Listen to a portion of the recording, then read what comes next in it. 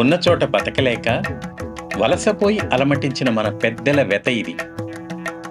కలత నుండి కోలుకొని కాలూనిన నేలని నమ్ముకొని ఎంతో ఎత్తుకు ఎదిగిన వలసల కథ ఇది.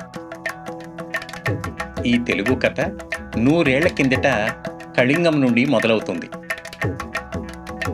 వేల ఆమడల కడలిని గడచి మలయ దేశానికి చేరుతుంది. చెమటతో ఆ నేలను తడిపి పాటుపడి సాగు చేసిన కూలి బతుకులను గురించి ఎలుగెత్తి చెబుతుంది.